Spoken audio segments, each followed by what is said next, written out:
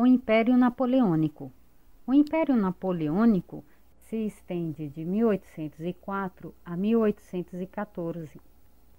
Durante esse período, a França enfrenta várias coligações de países estrangeiros que, inutilmente, tentaram invadi-la. Como contrapartida, Napoleão decide expandir territorialmente a França, conquistando praticamente todos os países da Europa.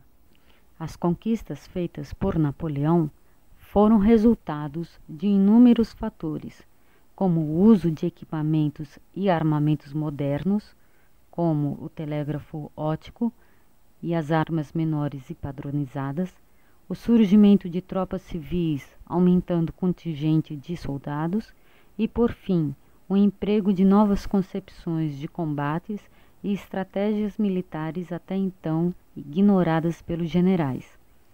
Napoleão acreditava no enfrentamento e destruição das forças inimigas a qualquer custo.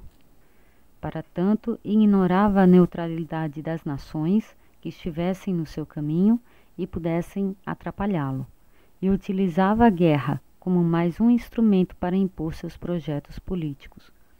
A fim de obter maior velocidade de suas tropas, subdividiu o exército em grupos menores e mais rápidos, que pretendiam ora bloquear rotas de fuga dos inimigos, ora impedir seu suprimento de armas e alimentos. A eficácia dessa tática era tão grande que rapidamente toda a Europa caiu sob domínio francês. Foi então que Napoleão implementou uma nova política econômica, chamada de bloqueio continental. Segundo essa política, os países sob o domínio francês estavam proibidos de comerciar com a Inglaterra. O objetivo era fortalecer a indústria francesa, ao mesmo tempo em que aniquilava a economia inglesa. Inicialmente, o bloqueio continental foi eficaz, mas como a indústria francesa não tinha capacidade de abastecer o mercado europeu, os países começaram a tentar se libertar do jugo napoleônico. Em 1812, a Rússia decide reabrir seus portos aos ingleses. Napoleão prepara um exército de cerca de 600 mil soldados para invadir Moscou. Como sempre, as tropas francesas foram para a Rússia carregando poucas armas e mantimentos. Porém, o general russo implementa uma nova contraofensiva, chamada de Terra Arrasada.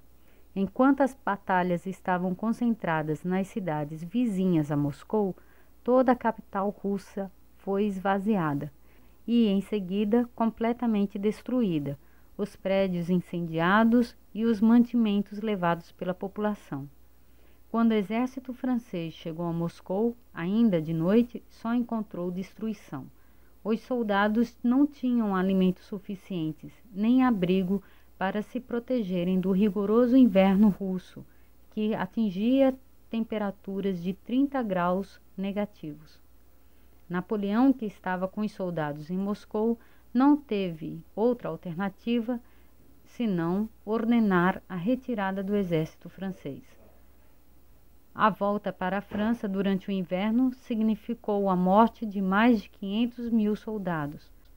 Após essa derrota, uma nova coligação estrangeira, comandada pela Inglaterra, se organiza, conseguindo enfim invadir Paris e prender Napoleão, que é exilado na ilha de Elba, em 1814.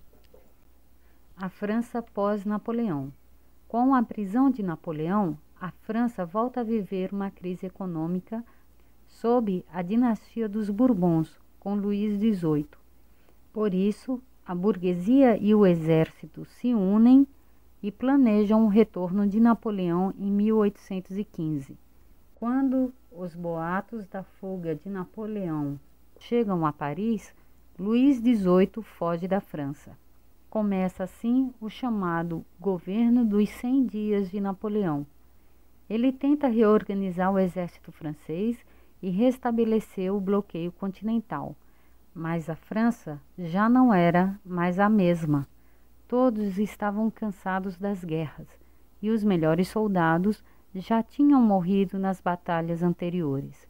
Quando Napoleão enfrenta a coligação comandada pela Inglaterra na Bélgica, na chamada Batalha de Waterloo, já imaginava que iria perder.